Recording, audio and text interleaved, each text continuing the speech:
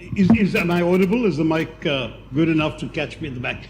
But first of all, thank you, Nandita, for that very sweet introduction. Yes, I've known her since I was about 2.5 years old, so we go back an awful long way. And though spanking hasn't been too often on the agenda, sharp words have. And I do want to say that Nandita has been a very excellent foil, because our views differ on many things, but I have a lot of respect for her scholarship and erudition. And when I wrote my book, Why I'm a Hindu, it was to Nandita I turned to read the manuscript from her perspective. She's also, in fact, I would argue, probably more serious scholar of Hinduism, and her insights and comments, including disagreements, were extremely useful in finalizing that book. On Mr. Sai Deepak, I'm meeting him for the first time, and I'm embarrassed to say that I have not read his book, so he will be speaking about mine, and I will not be able to respond with knowing comments about his. Oh, it was only released last week, so I have a good excuse. Since last week, I have been running around the country on an official tour of the Parliamentary Standing Committee on Information Technology.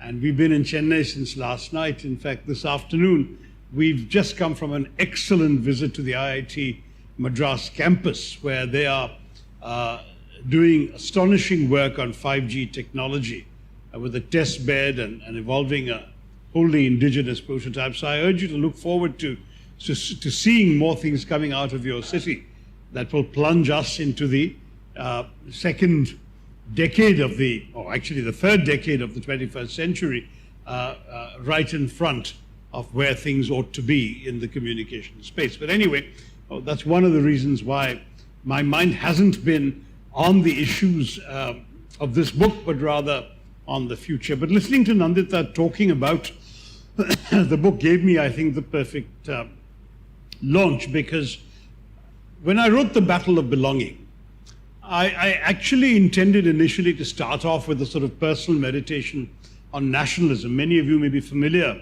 with the 20th century's two most famous essays on nationalism, Rabindranath Tagore's towards the end of the First World War, and George Orwell's in the middle of the Second. And both of them were writing at a time when the world seemed to be riven apart by nations fighting each other, and they both wrote about nationalism with a certain degree of hostility, if not disdain. For Tagore, nationalism was a very poor substitute for humanity and for global humanism.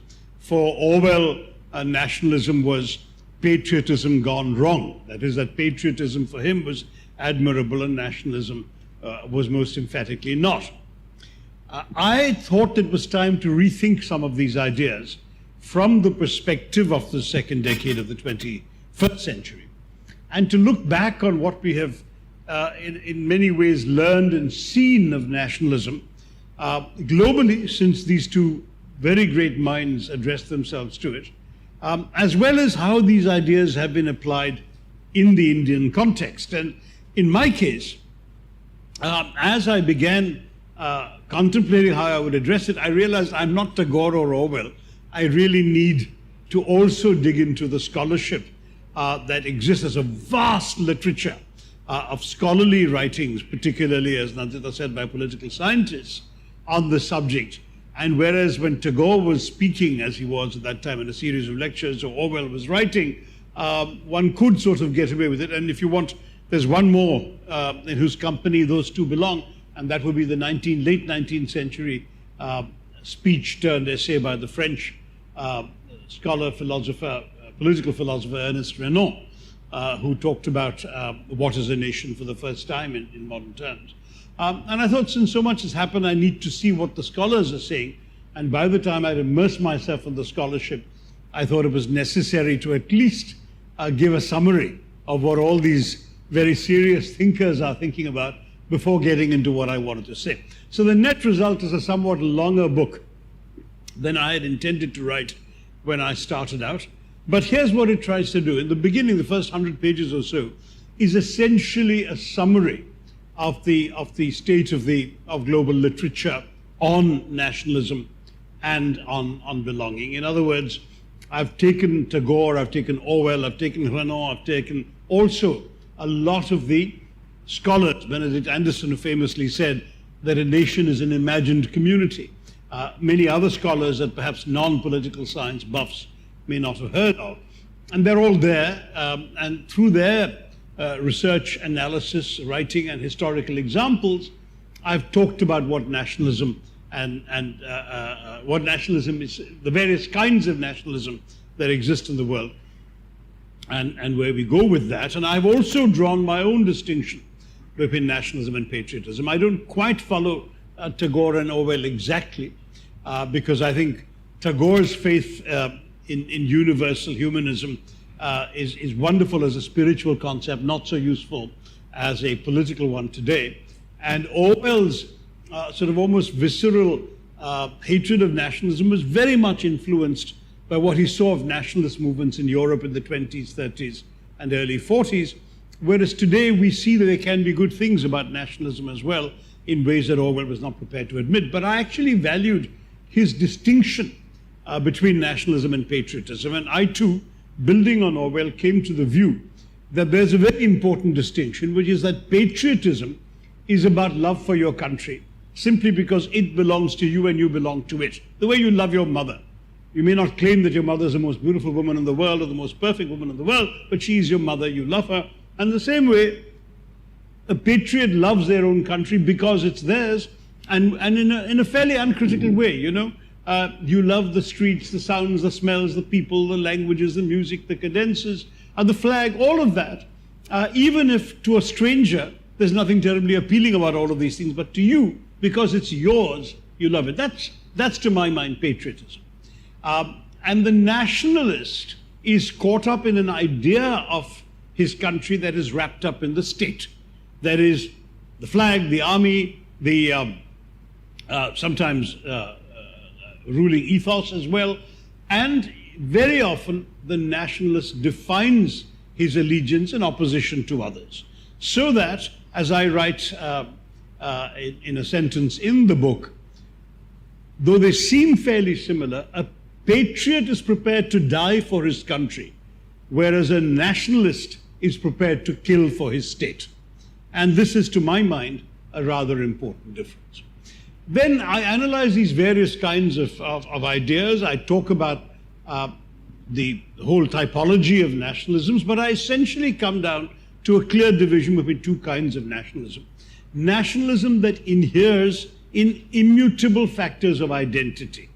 That is, nationalism that emerges from your birth, your blood, your religion, your language, the kind of nationalism, if you like, that arose in the 19th and the first half of the 20th century and that Orwell so despised, that kind of nationalism, which is a nationalism linked to identity and to perceptions of identity, versus what I describe as civic nationalism, which is a nationalism that is inherent. Sumati, do come. Member of Parliament from Chennai. She's a member of my committee and that's why she's late. Come. So the civic nationalism is a nationalism that is not anchored in identity or other immutable factors you can't help from birth, but is anchored in constitutions and institutions. And civic nationalism implies a voluntary participation in civic society. You can migrate to a country and become a participant in that country's nationhood. You can not belong to the majority faith or speak the majority language or any of those things, and you can still be a civic nationalist in a way that you are not permitted to be by the ethno-religious nationalism that is the alternative idea. Now, with this, I turn to the Indian experience. Our nationalism during the nationalist struggle was very much a classic anti-colonial nationalism. It was the Indians throwing out the foreign oppressors, and that obviously includes obvious classic elements of ethnicity, religion, all the differences we had with the Brits whom we wanted to throw out. But what was interesting was at the moment of independence, we were in the process of imagining our nation through a constituent assembly that after 2.5 hours of intense debate wrote the Constitution of India that enshrined a certain concept of Indian nationhood. Now, what was very interesting for me was that our nationalist movement had ended, in a sense, and Gandhiji would have said so, in failure with the partition of the country. What did the nationalist movement divide over? It did not divide over geography. It wasn't North versus South. It did not divide over ideology. It wasn't Marxist versus capitalist. It divided on one simple principle. Should religion be the determinant of our nationhood? And those who said that religion is what determined their identity, they left and formed a separate country for Muslims called Pakistan. But the remainder, starting from Mahatma Gandhi and embracing Nehru and Rajendra Prasad and Maulana Azad and Sardar Patel and Dr. Ambedkar, the whole lot of them, they all said, no, our freedom struggle has been for everyone. We will create a country for everyone. And in the Constituent Assembly, there were very interesting debates, even on this very principle. There was a chap who stood up and said, you know, now that Pakistan has been created as a country for Muslims, shouldn't we be a country for Hindus? And this was debated and thrashed out, and the overwhelming view was that ours should be a civic nationalism of equal rights. And this principle, which is enshrined in a number of articles of the Constitution, I'm sure Sai Deepak can give us the numbers, that assure you freedom of religion, freedom of worship, freedom of expression, freedom of even propagation of religion, and ultimately ensures the equality of all citizens, irrespective of their religion, their caste, their language, their region of birth, any of those elements.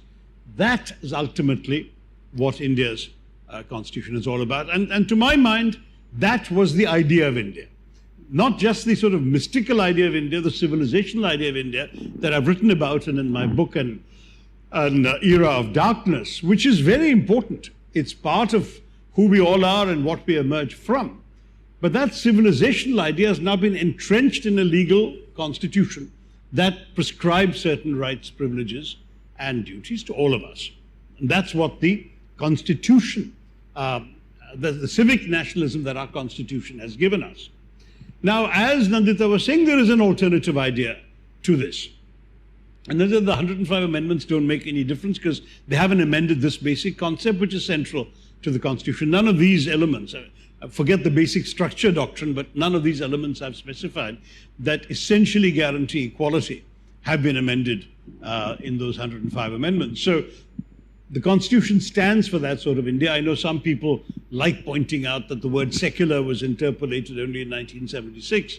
But you can take the word secular out and the Constitution still remains a secular constitution because of all these other articles I've summarized. And therefore, the idea that you have no disability because of some immutable characteristic you were born with, that idea is central to my idea of India. Whereas the alternative idea of India is the one encapsulated in the slogan, Hindi, Hindu, Hindustan, which we have heard for some time from the votaries of the Hindutva doctrine. And as I've explained, I've explained the ideology in greater detail in Why I'm a Hindu, but in this book, I've summarized some of their main thoughts, and essentially their arguments on the constitutional aspect were one of rejection. Essentially, Savarkar, who came up with the concept of Hindutva, Golwalkar, who was the longest serving head of the RSS and was its head at the time the Constitution was adopted, and subsequently Deen Dayal Upadhyay, who was the key political leader of the Hindutva movement until his untimely death in the late 60s. These three gentlemen said the same thing, which is that the Constitution in here has a fundamental flaw in it, and that flaw is it seems to assume that the nation of India is a territory called India, and the Constitution has been written for all the people on it. Wrong, they each said in their own words. Wrong. A nation is not a territory, it's a people, and the people of India are the Hindu people, and the Constitution should have been written only for a Hindu Rashtra. Now, this is a fundamentally incompatible idea with the idea enshrined in the Constitution. And this is where, in my book, I talk about where the two ideas diverge. There is some detail that I've gone into. There's also a lot of anecdotes and stories from my own personal life and experience, whether it's about ideas of nationhood coming from, for example, refugees. I talk about an Eritrean refugee I knew at the UN who'd become Swedish, and somewhat amusing, somewhat troubling episode involving him. I talk about a couple of non-ethnic Indians I know, as it were, or non-passport Indians who fought to win Indian passports, One just passed away last week, my Australian professor at St. Stephen's College, David Baker, who recounted with some wry amusement how astonished these officials in Delhi were that in those days, in the 60s, 70s, a white man would be busy demanding the right to surrender all the privileges that came with his passport to become a humble Indian at a time when travel was so much more difficult for Indians and so on and so forth. So I talk about why he wanted to be Indian, and I talk a very different story about a gentleman who was the first Pakistani official of the United Nations in 1948, the president of the Students' Union of Lahore University, then a bright young man in his early 20s who passed Pakistan's competitive examinations and became a UN official. And as he grew and worked in the UN and saw the various countries and nations at work, he realized that he profoundly, philosophically could not accept the two-nation theory. And he not only renounced his Pakistani nationhood, but insisted on applying for an Indian passport. Of course, Indian officialdom was duly suspicious. He had to wait about 30 years before he was finally accorded. And when he was, his batchmates, as it were all top civil servants in Pakistan. They completely disowned him, and he wasn't even allowed to go back to visit his parents' graves in Lahore and so on. So, but though it's a tragic story in the end, as you will read, it's another example of what is the idea. I mean, he was territorially from the part of Punjab that is in Pakistan. He was ethnically, or his family claimed to be of Mughal descent. But conceptually, philosophically, and in terms of the civic nationalism of India, that's where he felt he belonged. And it's a very interesting sort of story. And there are stories like this throughout. There's also a story of a Pakistani soldier who kills his own brother, or rather who orders the killing of his own brother, who is serving in the Indian Army. There's a true story from 1965. So if you read the book, you'll see that I do try and explore the issues that I've summarized for you, not just through the prism of theory, but also through anecdotes, stories, and experiences that illuminate the real human dilemmas that lie behind words like nationalism and patriotism and what they mean to all of us. So I'm sorry for this very lengthy answer to Nandita's question, but that's what the book is about. Okay. I think now the discussion begins. So, Sai Deepak, what would you like to say, and what would you like to ask Shashi? Am I audible?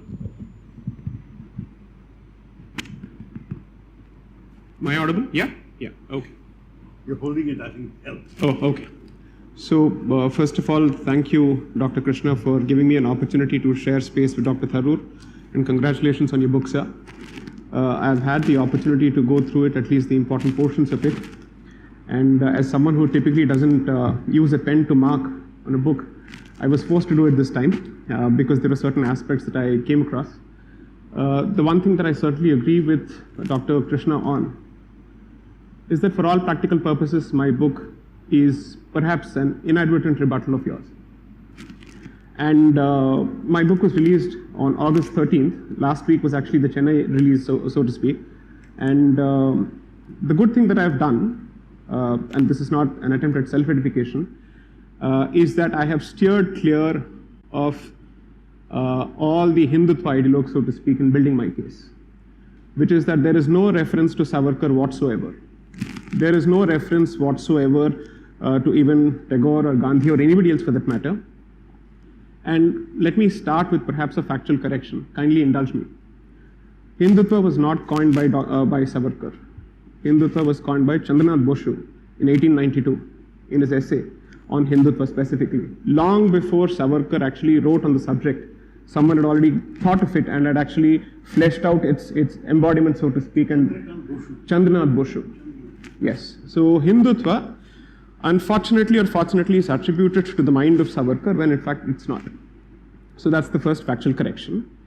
Second, I wouldn't dare use the word criticism because I would be stepping into too large a shoes. I wouldn't do that. But my own impression of your book is that perhaps it takes a truncated view of what people crudely dub as Hindu nationalism. I have addressed certain parts of that actually as part of my book.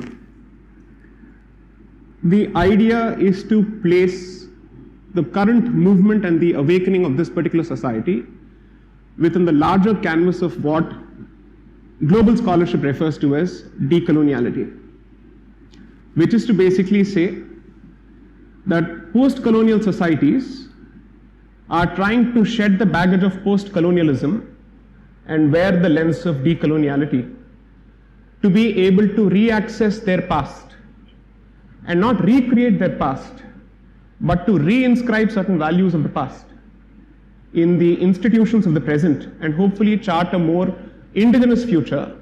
But it's not possible to completely create an indigenous future simply because it happens to be an integrated world. And that's the reality that you have to deal with and actively engage with. So the idea is to create perhaps a hybrid future which has a greater quotient of indigeneity as opposed to coloniality.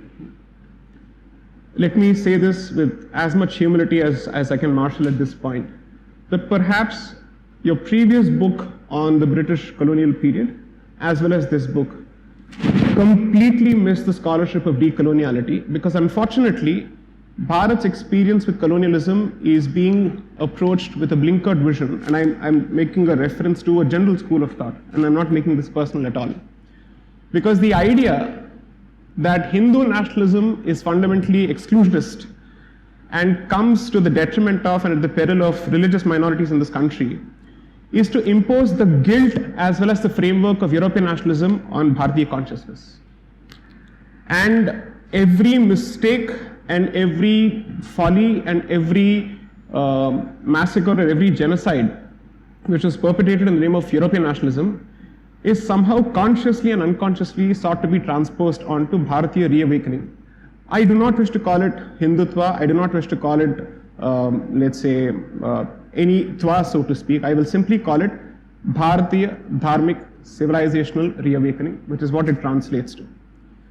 The problem is, unfortunately, whenever this discussion starts, we seem to be fixated with certain personalities, which is Savarkar, so on and so forth. I am happy to completely discard Savarkar, and I'm sure this is going to get me a lot of hate mail, completely discard Savarkar to build a case for Hindu civilizationalism or Dharmic civilizationalism, because it is possible to do so. And the concept of Dharmic civilizationalism is much larger than any single individual. And to box it and lay it at the doors entirely of one particular person simply because he comes from an inconvenient political camp, so to speak, or espouses a certain cause that may not be politically correct, would be to do grave injustice to the society using one particular individual as the strawman of the argument. So therefore, it is my position, and I say this with all humility, that with due respect to Sri Savarkar and his contributions, because I've seen the tone as well as the manner in which you refer to him, I'm absolutely sure that it's not possible for us to glorify all parts of any individual. You would agree with that. Be it Mahatma Gandhi, or at least I refer to him as Mohandas Karamchand Gandhi. I choose not to refer to him as Mahatma Gandhi. Pardon me for saying so. Or for that matter, Dr. Ambedkar. I don't think there is a single individual, if you choose to start scrutinizing them, that you would find yourself agreeing with all parts of everything that they say. Be that as it may, you try and make do with those parts which you believe, define them, characterize them. Therefore, for all his flaws and whatever they may be, Savarkar was effectively putting forth a position which was already in public domain, and he was capturing a certain spirit. But be that as it may, I don't wish to be the mouthpiece of Savarkar here. The point is, it is possible, and it must be so, that you look at this particular concept of Dharmic civilizationalism independent of the lens of European nationalism. Unfortunately, the moment this discussion starts, I think people start cherry-picking certain facts, which is that the constitution is fundamentally antithetical to, or is it loggerheads with, the Hindutva vision of a Hindu Rashtra, so to speak. So perhaps you may want to look at the draft constitution that was presented by the Hindu Mahasabha, which actually promised equal rights to religious minorities. And the reason why this is important for us to point out is because, assuming for a moment that we did not have the concept of contemporary constitutionalism emanating from Europe, even then, Bharat as a civilization has always welcomed those people who are willing to live with us. We did not have a constitution when persecuted Parsis knocked at the doors of Bharat. We did not have a constitution when, let's say, the Jews from your state, so to speak, and even from the Northeast, knocked at the doors of Bharat. So to attribute certain large-heartedness entirely to the constitution, I would say, is to protect the constitution at the expense of the civilization, which I think is grave injustice, grave injustice. I've never done that. I'll just finish my point. When you finish. So as far as I'm concerned, to assume that the constitution is somehow a civilizing tool which seeks to educate and civilize and, let's say, uplift a certain regressive society, which is at loggerheads with the value of constitutionalism, which doesn't know what is democracy, which doesn't know what it is to accommodate minorities. No. It is a product of the fundamental spirit of this particular land. And despite the horrors of partition, which we must never forget, despite the reality and tragedy of partition, which we must never forget, despite the reality of the two-nation theory, which was specifically foisted on us, which we must never forget, I think this country has done a vastly superior job of protecting its minorities than our former, let's say, estranged cousins, so to speak. And I think the proof of that lies in the fact. So it actually is very, very surprising when we are constantly told that this particular country, if it becomes a Hindu Rashtra, or if it becomes a Dharmic civilizational state, so to speak, is bound to become what you refer to in your book as the Hindu Pakistan. I'm sorry, I think that's grave injustice to the people of this country, because accommodation is something, an accommodation, not Western style assimilation. Accommodation has been the spirit of this country, because Western style assimilation requires you to convert to their way of life in one form or the other, either overtly or covertly, in order for you to be accepted as part of the particular society. It is this country that makes it possible for people to keep their culture alive in the most, perhaps, pristine form possible, so long as it does not come in the way of others. So I would actually make the case that Dharmic civilizationalism is what is crudely dubbed as Hindu nationalism. And as a student of constitutional law, not to claim specific expertise or drop names here, I believe that whenever public morality has been referred to in the Constituent Assembly debates, the reference has been to the reservoir of this country's public morality drawn from the vast ocean of dharma.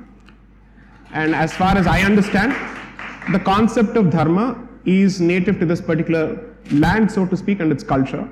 And there is one clarification or correction that I think is very, very important, that it's possible to simply reduce the so-called Indic reawakening, so to speak, as identity politics. It's possible to muddle it to the level of identity politics. In my humble opinion, that would be perhaps the most superficial way of looking at it. Because scholarship, psychology, political science, as well as students of history strike a very clear distinction between identity and consciousness, which is to say you can be a Hindu in name and still think like a foreigner, because your language and your accent and everything could be something that is completely alien to this land. So according to me, identity is less important and consciousness is more important, which is why if I had to choose between an Aurangzeb and Dara Shikoh, I would choose a Dara Shikoh simply because in consciousness, he was closer to the Hindu spirit, notwithstanding his identity. But Aurangzeb, for all practical purposes, his consciousness and identity were one and the same, and completely antithetical to the nature of this land and its accommodative spirit. So that is the distinction. And the third point that I think needs to be made very, very clearly, because Savarkar's work, whether it is capable of being misinterpreted, misconstrued, or interpreted in the right manner, is not the touchstone of Indic Renaissance, because it is the typical strawman. One of the strawmans that's created is to basically say Hindutva is ethnocentric, it has a certain obsession with race, and therefore in its rejection of religious minorities, it is merely presenting another form of xenophobia.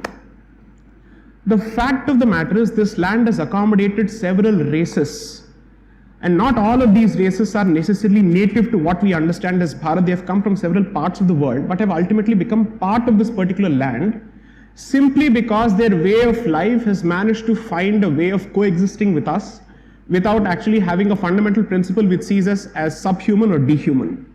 So anyone who is willing to let go of any particular tenet that has the effect of rendering me a second-class citizen or a second-class human being, forget citizen, is welcome in this particular country so long as he doesn't threaten to sever my roots to this particular land.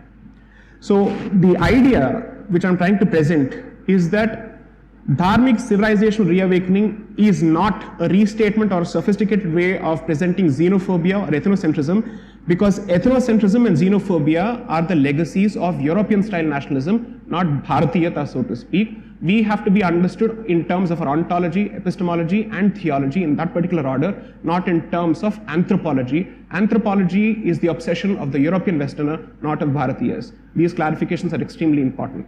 I'll wait for his rebuttal and then I'll go to the next point. Shall I? Well, in all fairness, I think you've said some very interesting things, some very provocative, but some that I don't disagree with. And what worries me is that you choose to criticize me on the basis of setting up a straw man of things I haven't said. I've written rather extensively on something. I think I first wrote about Dharma in the Great Indian Novel 40 years ago. And so it's not as if, 32 years ago. And so it's not as if these are not issues I've thought about.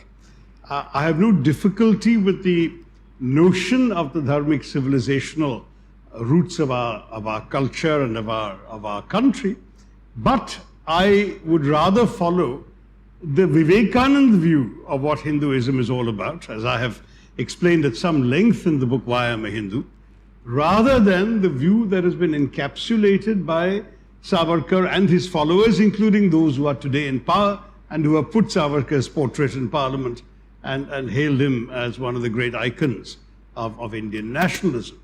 And the reason is that Vivekananda is very clear. He was extremely proud of his Hinduism.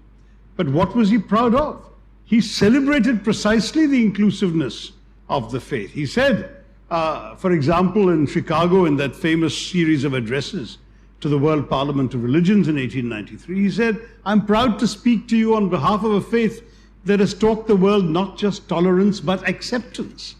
It's a sentence I read in my teens and that stayed with me all my life, that I kept thinking about. And the more I thought about it, the more profound it struck me as being, because I went to school like most of us studying that tolerance was a good thing, that tolerance was something that you would, a tolerant king is a good king and so on. You learned that in history class.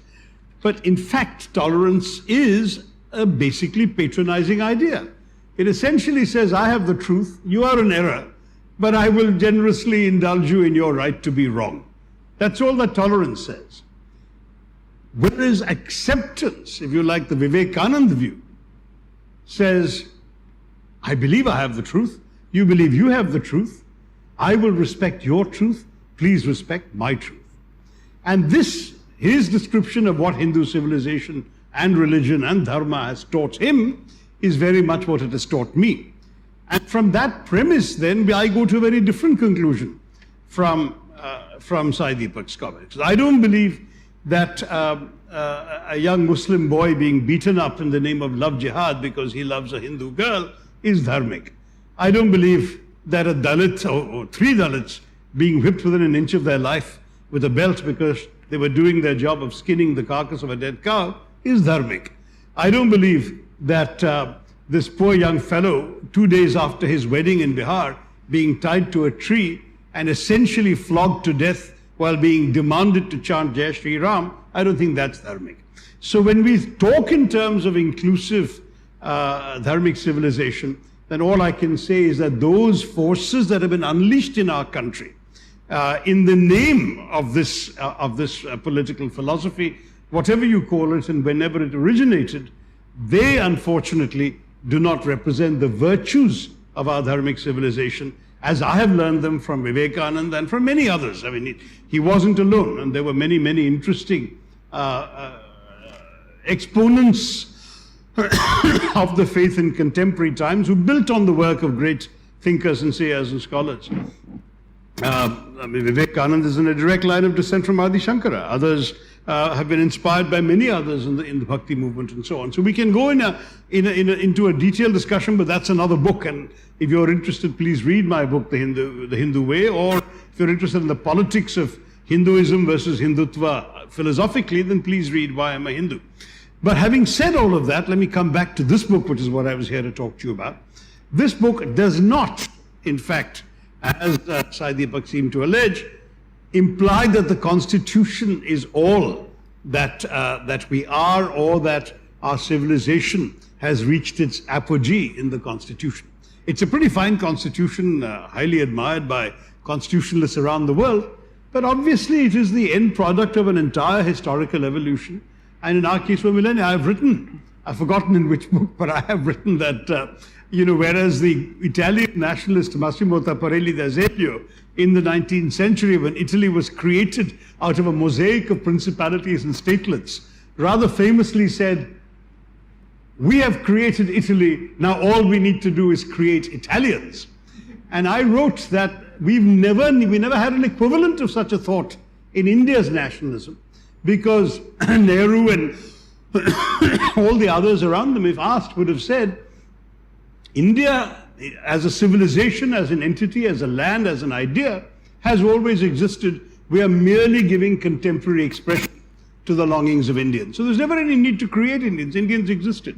And in fact, in talking about it, I have argued in many of my writings, and it may even be in this book, that this is not particularly a Hindu idea, though I have great reverence for Adharma, because in fact, whereas as scholars like Diana Eck and so on have said that the territorial configuration of India was essentially sanctified by the endless tracts of pilgrimage from one Hindu shrine to another over literally centuries or even thousands of years, and that's perfectly fine. It's also true that the rest of the world saw us as one, and that, as Maulana Azad pointed out, an Indian Muslim going on the Hajj would be greeted by Arabs, whether he was a Tamil Muslim or a Pathan from the northwest, be greeted as a Hindi, because there was this notion of India or Hind as one coherent civilizational space. So my argument is that it is very, very much something that we can converge upon. Where I'm parting from what I've just heard is in my insistence that recognizing these civilizational values in legal constitutional form by ensuring the equality of all is indeed fundamental to civic nationalism, and is explicitly disavowed by many of the votaries of the kinds of doctrines that Sai Deepak is saying. Now, I must admit that since, like most others, I have also believed that the term Hindutva came with Savarkar's book, The Essentials of Hindutva, in 1922, and I'm very happy to discover it's not the case. I have to admit that nobody today espousing Hindutva doctrine has put up any monuments to Chandranath Boshu, whereas Savarkar is very much hailed and recited and presented as the fount of those ideas. And the worry about, of course, Savarkar writing is that he was writing very much at a time when very similar ideas were flourishing in Europe, particularly Italy, Germany, and Portugal and Spain at that time were caught up in very similar notions of ethnic nationalism. And it was no accident that Savarkar described Hindus as a race. He did not use the word religion, he used race because he was writing at a period when these ideas of racial purity were sweeping across Europe at the same time. So that, to my mind, discredited much of the origins of his ideas. But now that Sai Deepak tells me there's somebody else who has had a different understanding of Hindutva in the 1890s, I would be very happy to read him.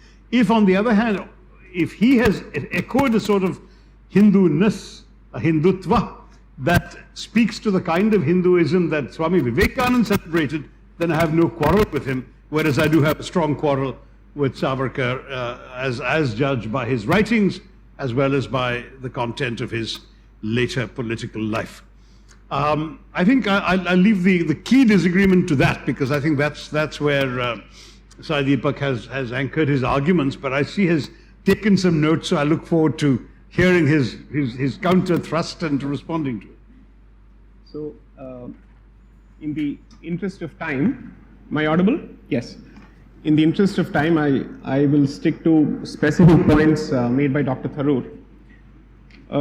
First is that he believes that the Hindutva that he subscribes to, or the Hinduness that he subscribes to, is that of Swami Vivekananda. I'm actually happy you said that. because while Swami Vivekananda was happy to speak of universalism and universal brotherhood from the podium of the Parliament of Religions in Chicago, he was very, very clear that universalism cannot come at the expense of pixelation of history, and certainly specific disagreements, theological disagreements, which resulted in constant practice of exactly this value called toleration, this civilizing, condescending virtue called toleration, which was resulting in the proselytization of Indians en masse.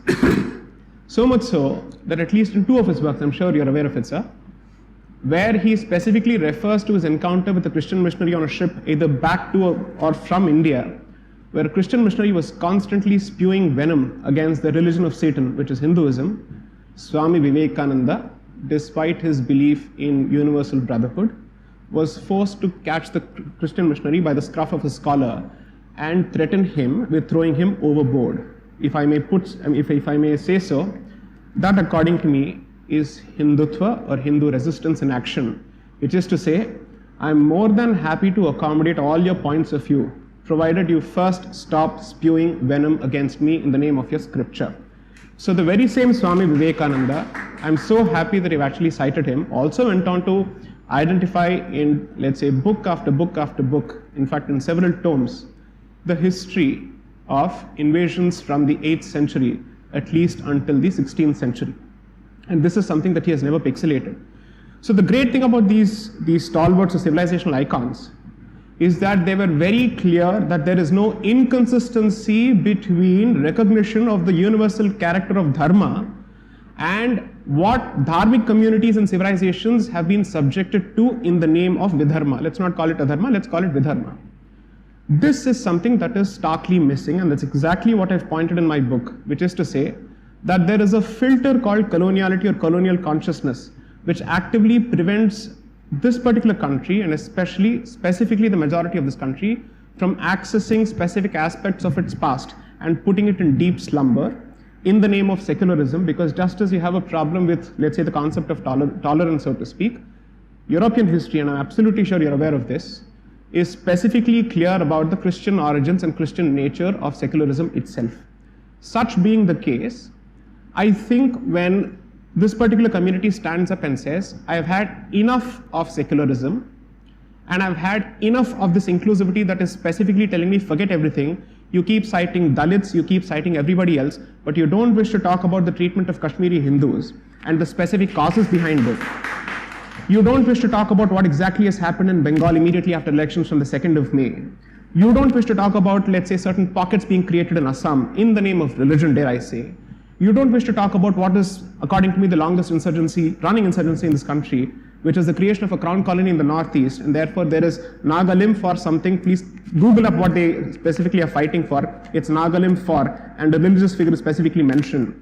With all these insurgencies going on, surprisingly, it is the Hindu who is the constant subject of scrutiny, whereas everybody else is spared scrutiny and the rod. So therefore the point is, the Hindu has proved herself, not himself, herself, because Sabrimala, herself, to be more than open to reform in every possible way, because way before untouchability was abolished under Article 17 of the Constitution, the temple entry movement was initiated by the Maharaja of Travancore in 1936. That was already done.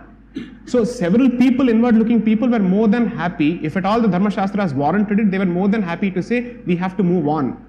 So therefore, I'm merely saying that this particular community perhaps doesn't get the credit that it deserves, and it gets, let's say, more scrutiny than it deserves, whereas everybody else is spared scrutiny. That's point number one. Point number two,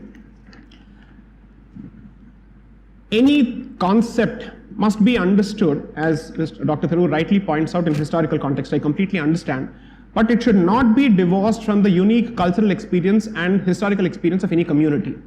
So nationalism, when spouted by a European who is fundamentally a colonizer, is not the same as nationalism from Savarkar or anybody else who is the victim of colonization at the end of the day, who has witnessed two successive waves of colonization running for at least 1400 years. So to say that when we speak of nationalism, it's the same as European supremacism, I'm sorry to say, is to compare apples with oranges, where you're divorcing the entire history and focusing exclusively on the statement.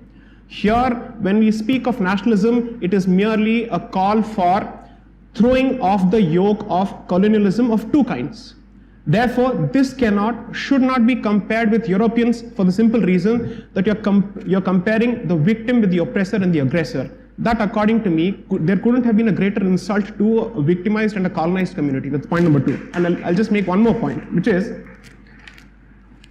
Constitution. Of course, it's a fine document, it's a great document, it must be worshipped. Yes, I get all of that. But the point is, Dr. Ambedkar, after having crafted this Constitution, during the Nehruvian dispensation, rues the fact that he actually created this Constitution because he was seeing it distorted under the Nehruvian dispensation, and he says very clearly that I regret the day that I was given this particular task of having to draft this particular document, because now I realize that a terrible piece of document can be used for the betterment of the people in the hands of good people, but a fantastic piece of document and legal document can be completely misused in the hands of scoundrels.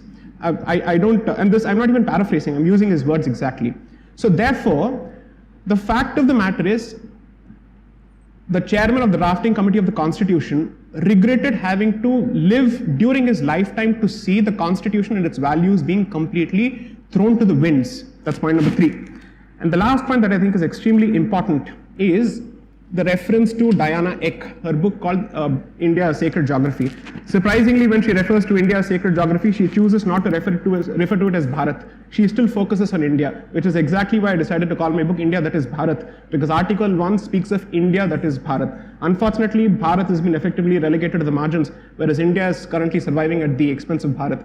The problem is, if you look at the introduction of Diana Eck's book, because I've had the specific opportunity to deal with it in my book, she recognizes the fact that as far as this country is concerned, it was created as a consequence of a network of pilgrimage centers. And therefore, there's a triple matrix of nature, culture, faith, epistemology, and patriotism coming together to create this entity called Bharat. But there again, she says, but Hindu nationalism, no. So the problem is, it's surprising that she regurgitates the very same scholarship of Radhakumar Mukherjee of 1914. She comes out with the very same scholarship on sacred geography of Jadunath Sarkar, of R.C. Majumdar. But we are more than happy to cite a foreign scholar by the name Diana Eck as opposed to Radhakumar Mukherjee, Jadunath Sarkar, or R.C. Majumdar, which, according to me, is proof of coloniality or colonial consciousness, so to speak, that we still seek the validation of someone sitting in Harvard. So it has to be someone of Indian origin educated abroad, or it has to be preferably a Westerner who's educated abroad, all of them telling us, of course you're great, you have our validation, you have our blessings. So that's exactly why I said, perhaps we should have, let's say, a face-off as far as India, that is Bharat, and the Battle of Belonging is concerned, simply because Diana Eck represents everything that is wrong with Western academia. She, according to me, represents what's happening on the September 11th, which is dismantling Global Hindutva Conference. We are not discussing Diana. I'll leave that. Let me quickly, right. but very briefly, just touch on these 3-4 points. First, on this question of the word secularism and its English, its European origins, I fully understand, because secularism came up very much in the context of a certain history of church-state relations, and that's where it came from. But I have said in my writings for 30 years that I'm not particularly fond of the word secularism. If you look up an English language dictionary, secularism implies a distancing from religion, whereas in India, we have practiced secularism to encourage a profusion of religion. So in practice, I say that pluralism is a more appropriate word, Bahuswarata in Malayalam, and I suppose also in Hindi, that we have this diversity in our country that's part of our reality. So secularism is simply shorthand because everyone has been using it for so long, they're used to it. When I say pluralism, I usually get a blank stare, but that's all I mean. The diversity, a variety of people in India, which I think we should all accept. That's certainly what I believe in. On the question of Vivekanand's robust refusal to accept being insulted, I'm 100% with him on that. After all, what does he say? He says, I am proud to speak to you on behalf of a faith that has taught the world not just tolerance but acceptance, which is also a message to people of other faiths. Don't try and tolerate me, accept me. I will accept you. I will accept that you're Jehovah, you're Ahura Mazda, you're Prophet, Yahweh, or anybody is, as far as I'm concerned, as valid a way of imagining the divine as mine is. He loved quoting the Shiva Mahimna Stotram, which essentially says that as various rivers, some crooked, some straight, flow down various mountainsides and end up in the same sea, so also all ways of worship will end up at the same divine. That fundamental idea that Vivekananda made, I would argue, the bedrock of his preaching, and I'm proud to say I've probably read every word the man ever spoke in print, that appeared in print, including obscure speeches in Lahore and here and there. He was a the great advantage for me was that, of course, Vivekananda did the bulk of his preaching and writing in English, and therefore I didn't feel I was reading his ideas mediated through a translator, and that made it all the more interesting. But in any case, his ideas were very, very clear, and I have no problem with standing totally and resolutely behind my support for him, because he was not an unself-critical Hindu. Unlike these gentlemen of the day today, or not so gentlemen, who are, in my view, giving my Hinduism and Vivekananda's Hinduism a bad name through their conduct. He was somebody who, for example, he once said, it may astonish you today, 120 years later, he said, I've been wandering through the villages of India as a sadhu seeking alms, but how much better it would be if people like me, if other sadhus would go from village to village teaching science and mathematics. It's so much more useful for India than the spiritual quest in which we're embarked. This is Vivekananda. And I think sometimes we don't recognize that there's been this very healthy reformist inquiring quest within those who are amongst the greatest votaries of Hinduism. So an uncritical defense of every kind of bad behavior that is currently being taken out in the name of Hindutva, and particularly the whataboutery that says we have done bad things, but those guys have also done bad things, to my mind is not the idea. As far as I'm concerned, our duty as Indians is to reform ourselves. And if you want to really bring it down to religion, then as a Hindu, I believe that I would have every entitlement to judge my fellow Hindus when they fall short of the dharmic standards that I've been brought up with. But it's not my place to tell a Muslim how to be a good Muslim or a Christian how to be a good Christian. I can tell them under the Constitution how to be a good citizen, and what of their conduct is not acceptable to me as an Indian citizen. But as a Hindu, my business is only with my fellow Hindus, and if that's the prism through which you want to see the debate, I will continue to criticize Hindus when they misbehave. And I think that those are the three main points. But broadly speaking, let me stress, there has to be some common ground between these views, because ultimately the Constitution is what it is. And we even have the principal votary of Hindutva ideology today, the Prime Minister himself, saying the Constitution is his holy book. So there is a level of acceptance. I've actually asked Mr. Mohan Bhagwat whether he stood by his predecessor's rejection of the Constitution. And he said, look, those were the days when the Constitution was being debated by everybody. I'm not bound by what was said in the 1950s.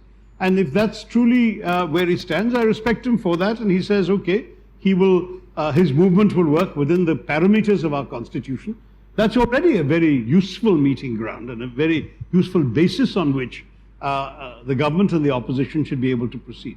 But I think it's important to recognize that the nation we celebrate has to be an inclusive one, has to be one where nobody is judged by the faith they practice, but by the content of their character, by the behavior that they indulge in, and by the values they stand for. And disagreement within those parameters is entirely acceptable in a diverse democracy. As I've said many years ago, the thing about India that I celebrate, and I said this to foreign audiences, is that in a country like ours, with all the diversities we have, you don't really need to agree all the time, so long as you agree on the ground rules of how you will disagree. To me, those ground rules are the rules established in the Constitution. That's the civic nationalism that I celebrate. And within those rules, we can happily disagree, provided those fundamental rights are not challenged. That a Muslim is not told that somehow he is less legitimate a participant in the national conversation because his gods are found in a country other than this holy land of India. That, to my mind, is not acceptable. To me, from my reading of my faith, my civilization, and my country's history. I think I'll leave it there, but I invite you all to read the book, engage with it, and see for yourself whether the arguments I've made are even partly persuasive. I recognize that many of you are attracted to another point of view, but I think it's important to bear in mind that these ideas are ideas that have come as a product of a somewhat long period of reflection, reading, and immersion in these ideas. They're not offered without thought, so I hope I can offer them to you for further thought, reading, and reflection. Thank you very much, Nandita. Thank you. Before I open it up for questions from the audience, I'd like to ask you one thing. How did you choose this cover? Oh, It's a very violent cover. Could you well, you know, please covers are chosen switch off by your mobiles? covers are chosen by publishers more in terms of what attracts attention in a bookshop than more than anything else. and you'll often find the same book in different countries having very different kinds of covers. And names, your... And names do change. A couple of my books have India, changed. yeah. So my book, An Era of Darkness, about the British colonial empire here, the British edition is called Inglorious Empire, which is much more in your face. So there you are. Does anyone have a question? Yes, the gentleman in yellow. Meg. Do tell us who you are, and so we understand what the background is that you're coming from. I request you to just question Dr. Tharoor. Please, all of you, anyone who wants questions, don't make a speech instead. My name is Meg Kalyanasundaram. I'm director Sorry? of. My name is Meg Kalyanasundaram. Hi. And I'm the director of Indica Classical Library. Indica? Indica Classical Library. Wonderful. We specialize Is that on ancient Indian texts. yes? Right. Is this Congratulations. similar to the Murthy Classical Library and so A on? response to it. I see. So it's different texts, not the same one. Yes, a different set of texts. And congratulations on your book. Thank you. My questions follow from a reflection. I've read the book fully. It follows from a reflection of section 27 in the book, which is got to do with Kashmir. I have a printout of the political map of India, 10th edition, which was published in 2020 and which is on the Survey of India. And the Constitution 51 AC reads, and I quote, "It shall be the duty of every citizen of India to uphold and protect the sovereignty, unity, and integrity of India." So my question is, do you endorse the political map of India published in 2020 unequivocally? Do you, pursuant to Article 51 AC, consider it as part of your civic nationalist duty, to use your terminology? Very much. So this is the chapter on Kashmir that Correct. Mr. Kalyanasundaram is referring to, Jammu and Kashmir. Right. And let's face it, if I respect the Constitution, I have to accept the decisions taken by procedures enshrined in the Constitution. As a Democrat, I am entirely entitled to criticize the way in which certain things were done. I have said so in Parliament, and I stand by my words then, and indeed much of what I've said in Parliament is reflected in this chapter, which is that I thought it was a very unworthy sleight of hand by which the constitutional provisions, the letter of the constitutional provisions was followed, but not their spirit. In other words, whereas to amend Article 370, you needed the consent of the state of Kashmir, which is normally a consent given by the elected Legislative Assembly of Kashmir. You sought that consent when the legislature is suspended and the governor you have appointed gives you consent on behalf of Kashmir. That is arguably within the letter of the law, but definitely no one will agree that it is within the spirit of the law. And so on and so forth. In fact, one of my concerns that many Tamil friends have expressed is that the sleight of hand we saw there could be applied to any state of India. Strictly speaking, all you need to do is declare President's rule, kick out the elected assembly even for say 3 months, and then change any sort of provisions relating to that state under the same techniques used to get rid of Article 370. But as for Article 370 itself, I said at the time, and I stand by it, that even those who came up with the provision, including Jawaharlal Nehru, never implied it was a permanent provision. In fact, they specifically listed it as a temporary provision of the Constitution. But the idea was that it would be changed only with the consent of the Kashmiri people as manifested through the elected assembly. And instead we have changed it essentially by unilateral fiat, while I concede holding to the letter of the Constitution. But I've been to Kashmir as recently as a few days ago. I've had a number of conversations with people there. And I think it's time for all of us to move on from that debate now. I mean, I've said what I had to say, and I said it at the time in Parliament, which is my job as an MP. But today, I would be much more inclined to focus on integrating the Kashmiri people, their hearts and minds better into that territorial map you're so proud of. Because honestly, that is what I think is the larger priority. If we want to celebrate our democracy and our unity, that's where we should focus our energies. I had a good conversation with the Lieutenant Governor. I think he's got very clear ideas and is very much hands-on. A lot of things are happening. I hope we'll see elections as well and restoration of elected government. And that the statehood that they're entitled to. I mean, one Kashmiri popular politician said to me, I want the same statehood as Kerala, not the same statehood as Delhi. And that's fine. There's no Article 370 in Kerala. And as I say, don't focus only on the territorial issue. Let's start giving them every reason to celebrate being part of that territorial map. Great. So I take it that you endorse the map completely. Yeah. I mean, it's been passed by the Parliament, signed by the President. It's now part of the Constitution the way it is. Thank you. Thank you, Dr. Tharoor. But again, don't forget that even the Home Minister said the Union Territory status is not meant to be permanent. Yes, so that's part of that absolutely. map, but it's not meant to be permanent, and I will continue advocating restoration of statehood. Correct. That's okay. Thank you.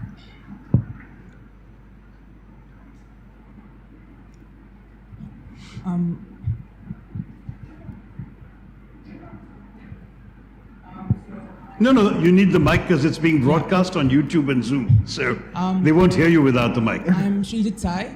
Keep it very close to you. I'm Srijit Sai, and Much I'm a better. student of information technology. I'm sorry? A student of information technology. Okay. So on the 23rd, last month, you referred to as the Malabar Hindu genocide as a false memory. What about this is a false As a? memory? False memory. No, I mean, I think what I said was, historians have written reams about all of this. There are multiple views. There are at least 3 different interpretations I can identify about what happened in the so-called Mapla rebellion and so on. There is if you like, the leftist view that it was essentially a class struggle between oppressed peasants and oppressive landlords and the colonial power. It so happened that the oppressed peasants were overwhelmingly Muslim and the oppressive landlords overwhelmingly Hindu, and that's why the communal coloring. That's one view.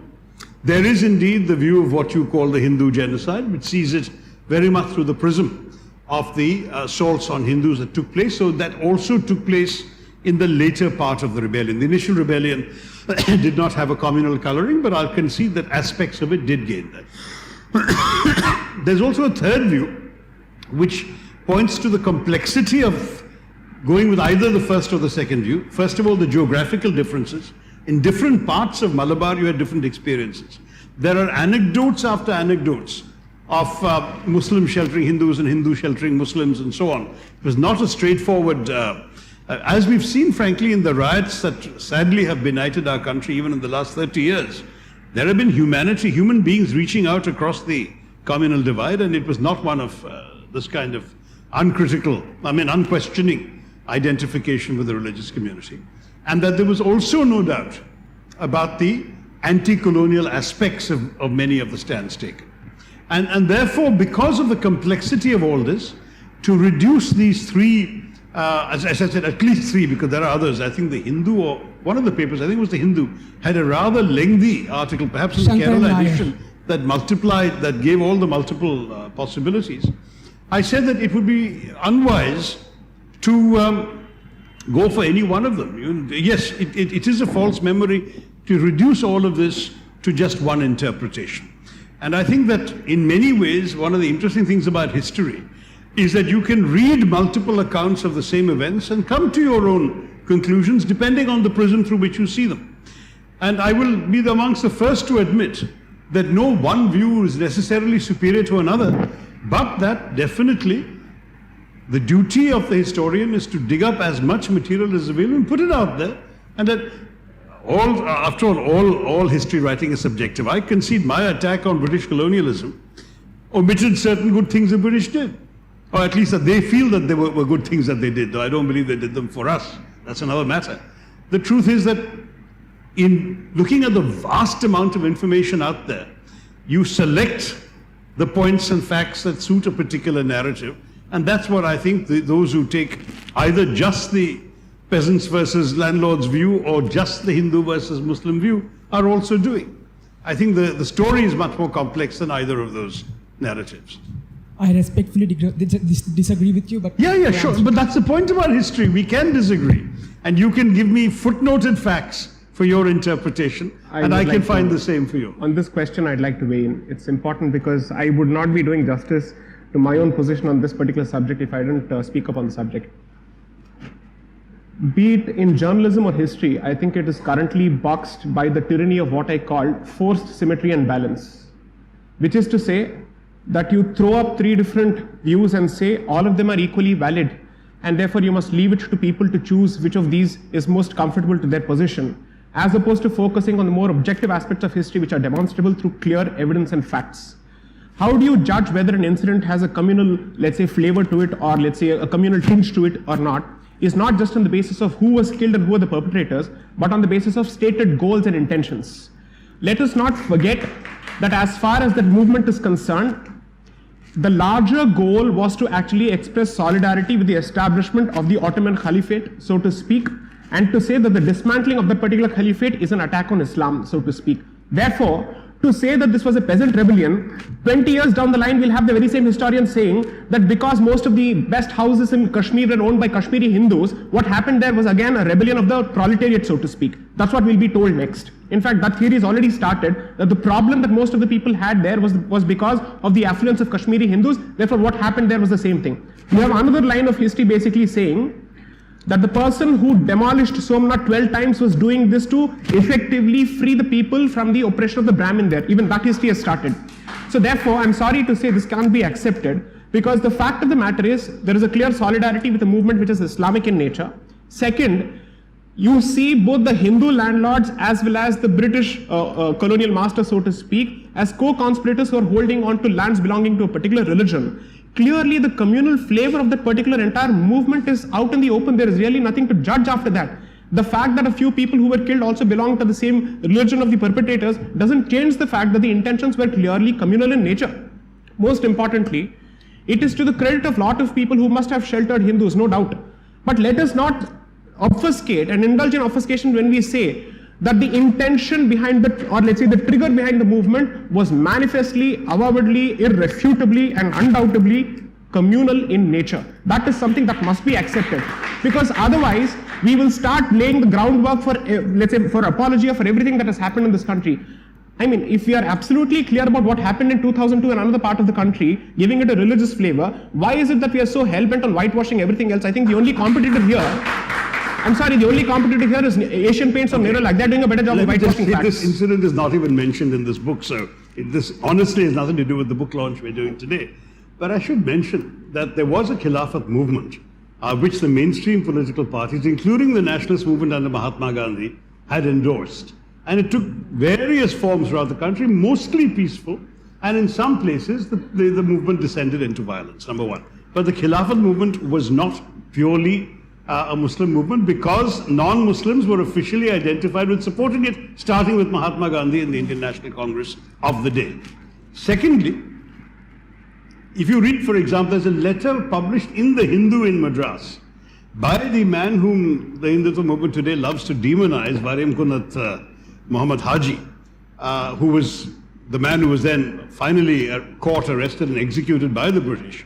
And who is demonized today as this communal slayer, and who in his lifetime wrote to the Hindu and insisted they publish it and threatened the Hindu with violence if they didn't publish it, saying that as far as he was concerned, there was nothing communal about agitation, there were Hindus fighting on his side, and that people of any faith would be welcome to take refuge in his lands, which at that point were not under British control, and that he was essentially there to fight against colonial oppression.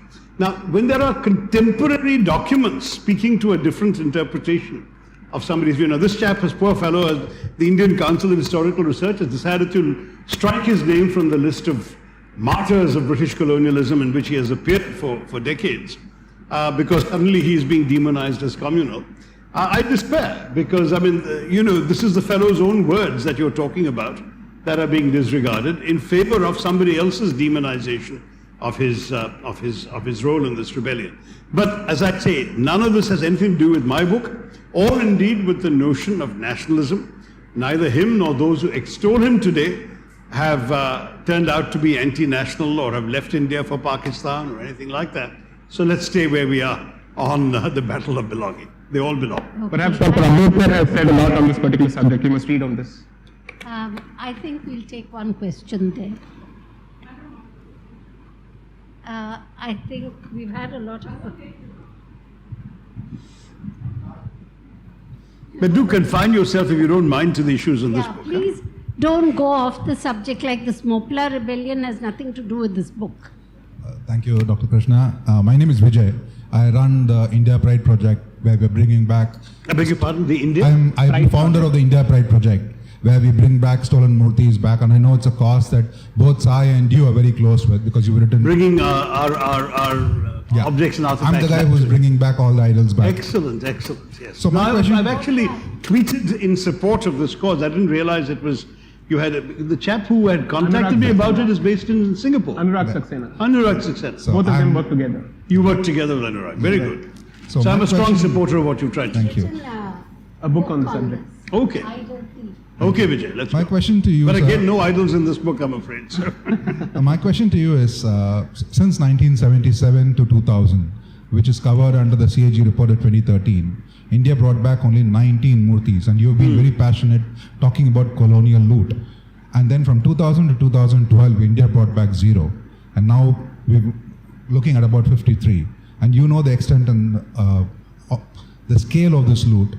And since you so passionately believe in this cause, why do you think nothing was done for the last 40 years on this in terms of legislation, in terms of effort? Not just talking about colonial loot, but also contemporary stealing of our murtis. And I place this question to Sai Deepak as well as the politician who's in Tamil Nadu. Today, the regulation under which heritage crimes are being prosecuted in this land is under Section 370 of IPC, which is actually housebreaking theft, which carries a maximum penalty of 6 years. And in my state of Tamil Nadu, I am an Indian passport holder. I moved back to India. There is a special amendment passed in 1993, which is reducing theft from temples to 3 years. That means if somebody robs a house in Tamil Nadu, it's 6 years. Robs a temple in 3 years, it's half. I would request both of you as members of parliament and also constitutional experts. I'm not a member of parliament, at least yet. Okay. The august audience, please rectify, help us with proper regulation on heritage crimes so that No, we in can fact, bring our back more. legislation, I somewhat despair about this because we actually have a domestic law which has been upheld by all governments, including, astonishingly, the present government through its Advocate General in the High Court of Delhi, which says essentially that any objects purloined before 1972 are not our business and they're legitimately taken by whoever was the power of the past. I find that astonishing. And I have correct publicly it, called for that Doctor, to I will be... correct that because we have successfully brought back the Nalanda Buddha, for example. Sorry, you successfully brought back the Nalanda Buddha that was stolen in 1962 from a dealer in London. And it's just that because you are part of the UN as well, the UN statute. The UNESCO Convention is more sympathetic to us than the Indian law. Exactly. We need to But fight when, it. for example, the famous case came up on the Kohinoor, this was the argument advanced by the present government's Advocate the General. Kohinoor is just a stone to me. Our murtis are priceless. So for me, I would like your support in not just going after writing about loot. We will need your support in Parliament to stop the any way the dilution system of the works, act. only the government can essentially introduce a law that's debated and passed. Private members' bills are the equivalent of writing an op-ed in a newspaper. You will get that idea on the record and you will do it in a form that is of a draft law. But it is almost never discussed or debated. So in a typical session, you may have 250 such private members' bills introduced, of which 1 or 2 may be discussed and none are passed. That's the real problem. So you are ruling for 3 So what I'm sessions as suggesting well. is, if you can work with me on an ideal draft law, I'm quite prepared to introduce it as a private member's bill, but more useful would be for me to take that draft and go and see my friends in the government and say, look, why don't you adopt this? Thank you. But it's up to the government to introduce a bill on this matter. And I must say that, judging by what Sai Deepak said, I'm sure he has his own influence with people in the government who are able to bring a law to them. But I think you need legislation to make this possible. Give us a draft of the elements you'd like to see in a law. I can enlist lawyers to write it up. But we need something that we can then take to the government and say, why can't you introduce this? I think that's a very good idea, Vijay. You know, if you can draft a law. Okay, the last question, okay.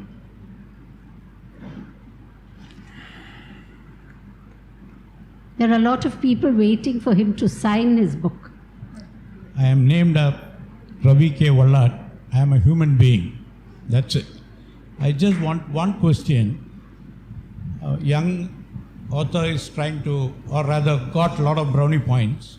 The thing is, we are all forgetting that we are human beings. From day one till today, humanity is missing. You know, you kill that man kills you. I'm tired of that. Where are we heading? We just wanted to know where the humanity is lost. I don't want Mahatma Gandhi being named as Mohandas Karamchand Gandhi. All that I'm tired of. You understand? All I want to know is where are we heading? Who is going to try to coin the Vasudeva Kudumbakam? It's missing. You know, we are fighting for and against. Thank you. Thank I would you like very to get much, a sir. detailed answer. And I also belong to Palakkad, Alattur. I would like to meet you personally after this meeting. Sure, we'll signing books. Thank you. Before I'm sorry, there are a lot of people waiting to get their books signed. Before we have the vote of thanks, I would just like to say something, and I've written about this more than once. I think what this country needs is a Truth and Reconciliation Commission. You know, where people sit across the table. I tell you what's my problem with you. You tell me what's your problem with me.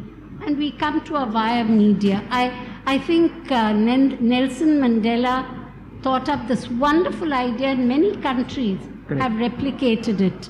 I don't know why India cannot. The South African Truth and Reconciliation Commission related to misdeeds within the lifetime of those complaining. Yeah. Our problem is with those who are trying to undo the injustices of 500 years ago and 1,000 years ago. Continuing injustices. Continuing injustices. Shashi, I think unless people give voice to it Correct. and bring it out and say, look, Shashi, you know, your ancestors did this to my ancestors, then after that we end up shaking hands. Don't forget that. And I think that is something we should try.